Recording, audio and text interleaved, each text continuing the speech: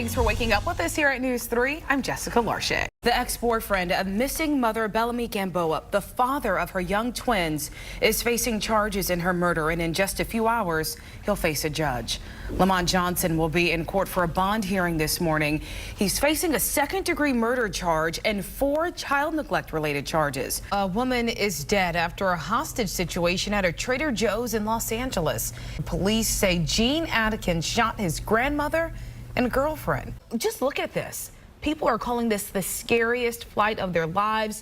Part of the outside of the plane's engine you see right there blew apart mid-flight. Oh, that is frightening. That is terrifying. You can hear them saying brace, brace, brace over and over again. This flight was making an emergency landing on its way to Hawaii. More than 370 people on this flight from San Francisco. None of them were hurt during all of this. The FAA says they are now investigating what happened to the engine. Can you imagine what's going through your mind when you see the engine blow apart?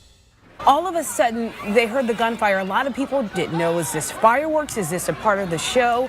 But as people started to fall to the ground, it became horrifically clear that this was a shooting. As we wake up this morning to this news, it takes your breath away. It really does. And the USS Harry S. Truman Carrier Strike Group will return to Hampton Roads this weekend.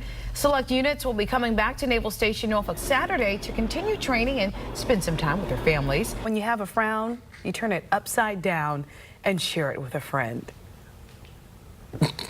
What? That's where I learned my positivity. It's beautiful.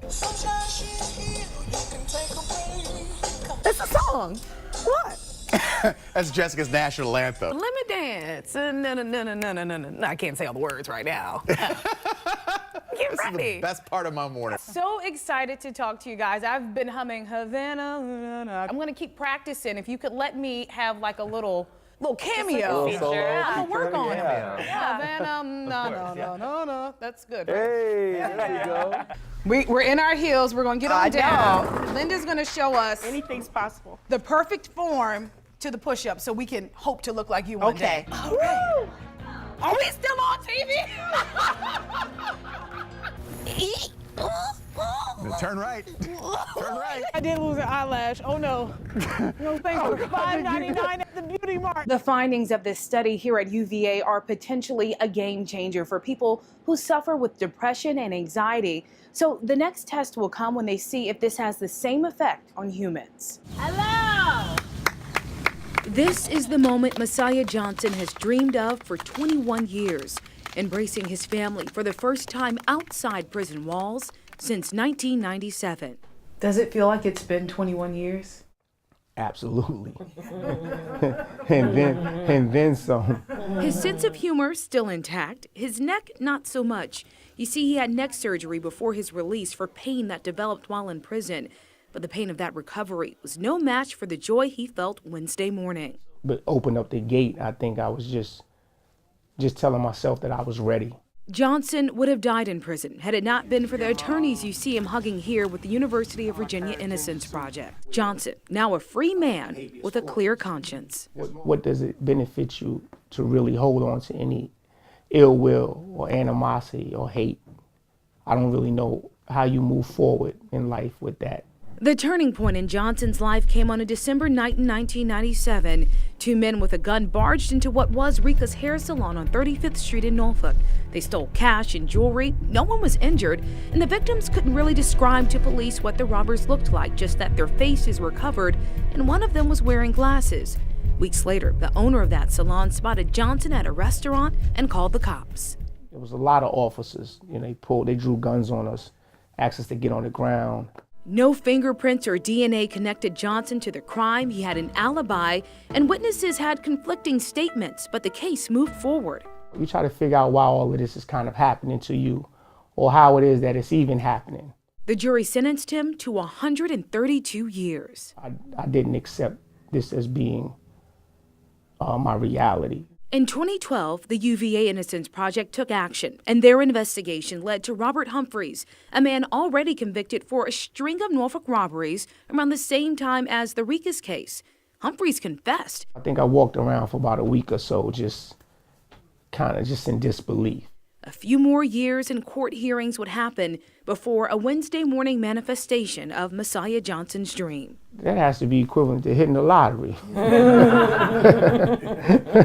Johnson will remain a free man as long as he abides by conditions of his probation for 3 years. Now he's fighting to have that conviction overturned and his record cleared. Jessica Larche, News 3. Cheers and tears of joy filled the Norfolk Greyhound station Friday night as Bobby Moorman leaned down to embrace his family. It feels so good.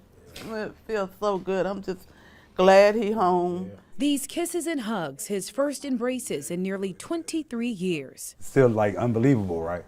Now 41 years old, Moorman had been in prison since he was 18 for a drive-by shooting someone else confessed to at the time he was arrested. I spent 22 years, 8 months, 3 days in there for something I didn't do.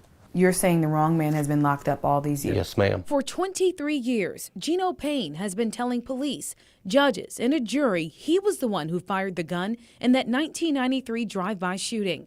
Happened at the corner of Ball and South Lakeland in Norfolk. No one killed, no one hurt. But court transcripts show the 3 people who felt they were targeted said they thought it was Moorman, their neighborhood rival, who shot at them. Records show that during that 1993 trial, Moorman's attorney asked the witness, "Can you say under oath who fired the gun?" And the so-called target answered, "Not exactly." Time and time again, I admit it. To this day, I admit it. The jury was undecided at first, but when they came back with a guilty verdict, the judge sentenced Moorman to a maximum of 48 years in prison. I'm his mom, and I couldn't do nothing. All I could do was just sit up there and hear that judge's words, what he said, and what he was going to do to my son. He only 18 years old. Are you going to send him away for that long? All court appeals failed, chances at parole denied. 2 decades passed. But after our News Channel 3 investigation first aired in early 2014, defense attorney S.W. Dawson got involved. I mean, this man is innocent. Astronaut John Glenn's history-making moment as the first American to circle the globe in 1962 that view is tremendous. is highlighted in many history books, but hidden between the lines, the legacy of Katherine Johnson. It was all in a day's work. Her voice a bit soft now, but her firm place in history etched behind the walls at NASA in Hampton. Amid segregation, NASA's top minds needed Johnsons to calculate the trajectory for Alan Shepard, the first American in space, and confirm by hand the launch calculations for Glenn's mission around the Earth. Was it hard? No, piece of cake. At 98 years old, Johnson's history-making math skills at NASA are being highlighted in the movie Hidden Figures. I need a mathematician that can look beyond the numbers. Math that doesn't yet exist. You have someone? Running what I'm playing. Catherine's the gal for that. She can handle any numbers you put in front of her. Taraji P. Henson plays Johnson in the box office hit. There's no protocol for women attending. There's no protocol for a man circling the earth either, sir. Johnson says the performance is spot on. I think she did a good job. Look like a good movie. The film, based on a book by the same name, also explores the groundbreaking work of Hampton native Mary Jackson, a NASA engineer played by Janelle Monáe in the movie, and mathematician Dorothy Vaughan, played by Academy Award winner Octavia Spencer. We're just on our way to work at NASA, sir. I had no idea they hired. There are quite a few women working in the space program. Together, these black women mathematicians broke through the racial and gender barriers of a 1960s America with the power of their brains. That's what you like about math. It's either right or it's wrong.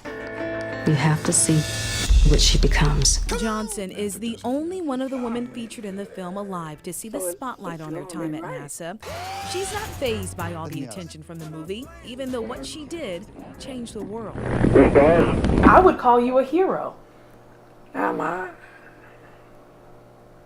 Well, it feels good.